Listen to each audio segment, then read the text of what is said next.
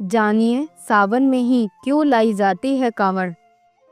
बहुत समय पहले की बात है, जब सृष्टि का आरंभ हुआ था और पृथ्वी पर धर्म, भक्ति और अधर्म तीनों का संतुलन कायम था। देवताओं की पूजा अर्चना होती थी और ऋषि मुनि तपस्या में लीन रहते थे। उस समय भगवान शिव को सर्वोच्च देव माना जाता था, जिन्हें त्रिदेवों में सबसे सहज, सरल और करुणामय माना जाता है। शिव जी की पूजा करने के अनेक विधि विधान थे, लेकिन जल अभिषेक की विधि को सर्वश्रेष्ठ माना गया। कहा जाता है कि शिव को गंगा जल सबसे प्रिय है, क्योंकि गंगा स्वयं उनकी जटाओं में विराजित हैं। लेकिन प्रश्न यह था कि क्या शिव को गंगा जल चढ़ाने की यह परंपरा आरंभ से थी?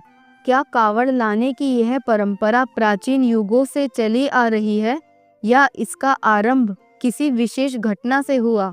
आज हम एक ऐसी कथा के माध्यम से जानेंगे कि कांवड़ लाने की परंपरा कब से शुरू हुई और सबसे पहले कांवड़ कौन लाया।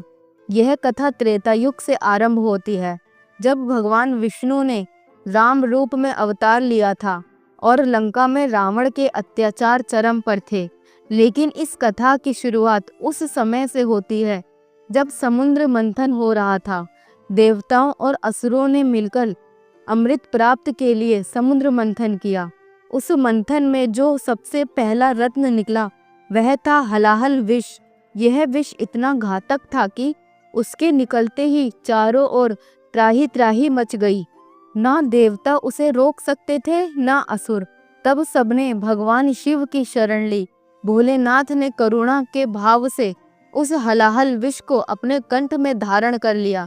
जैसे ही उन्होंने विष पिया, उनका शरीर जलने लगा। विष का प्रभाव इतना तीव्र था कि पूरा ब्रह्मांड उस ज्वाला से कंपायमान हो उठा। देवताओं ने सोचा कि इस अग्नि को शांत करने का उपाय खोजना होगा। ऋषियों ने सलाह दी कि केवल गंगाजल से ही शिव के शरीर को शीतलता दी जा सकती है। तभी सभी देवता गंगाजल लाकर शिव पर अर्पित करने लगे। यही वह क्षण था जब पहली बार भगवान शिव पर गंगाजल चढ़ाया गया और यह परंपरा आरंभ हुई। लेकिन यह तो देवताओं की कथा थी। मानव समाज में कांवड़ लाने की परंपरा कब शुरू हुई, इसके लिए हमें एक अत्यंत प्राचीन और रहस्यमय कथा में जाना होगा, जो एक महाभक्त की कथा है।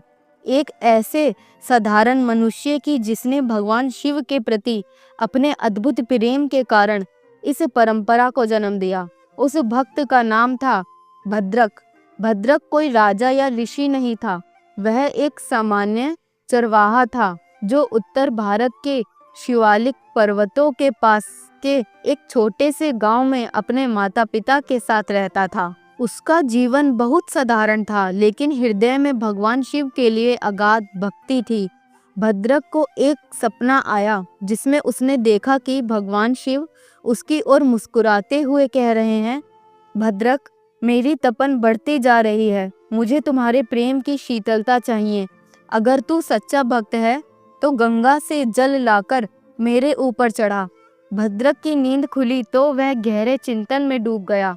उसके पास ना साधन था, ना साथी, ना मार्ग का ज्ञान, लेकिन उसकी भक्ति इतनी सच्ची थी कि उसने नंगे पांव ही हरिद्वार की ओर प्रस्थान कर दिया। रास्ता कठिन था, पहाड़, जंगल, जानवर, भूख प्यास सब कुछ सहते हुए वह गंगा तट तक पहुंचा।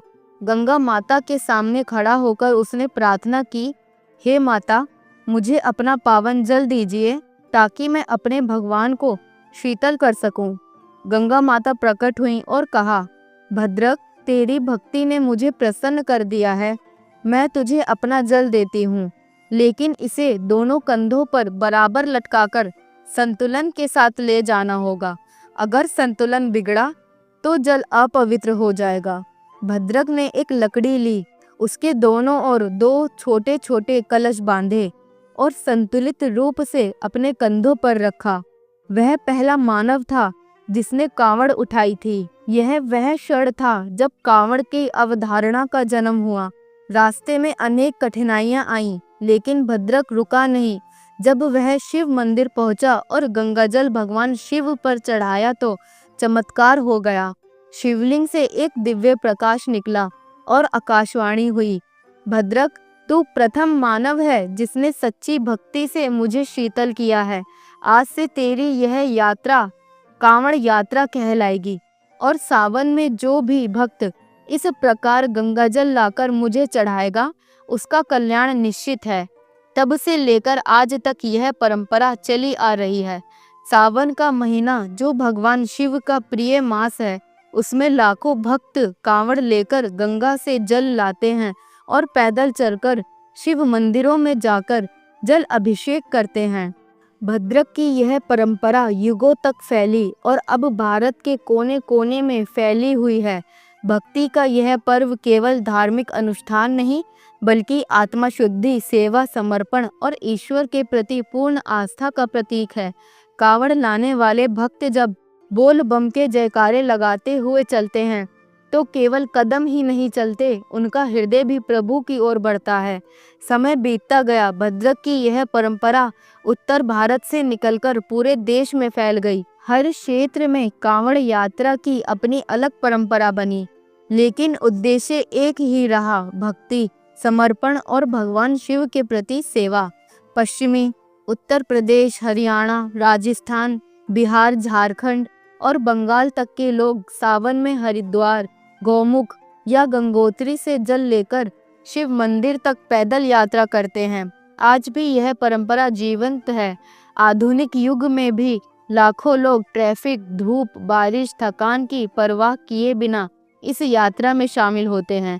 लेकिन इस यात्रा का वास्तविक उद्देश्य केवल जल चढ़ाना नहीं, बल्कि अपने भीतर के अहंकार, क्रोध और लोभ और आलस्य को छोड़कर शिव तत्व को अपने जीवन में उतारना है। भद्रक की इस कथा से हमें यह सीखने को मिलता है कि जब संकल्प सच्चा हो और भक्ति निष्कलंक हो तो असंभव भी संभव हो जाता है।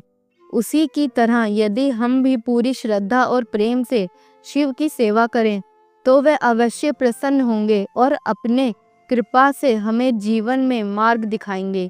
इसलिए जब भी आप कांवड़ यात्रा पर जाएं, याद रखें कि आप केवल जल नहीं ले जा रहे, आप एक परंपरा, एक संकल्प, एक युगों पुरानी भक्ति को आगे बढ़ा रहे हैं और हर कदम जो आप बढ़ाते हैं वह शिव तक पहुंचने की दिशा में एक पवित्र प्रयास है।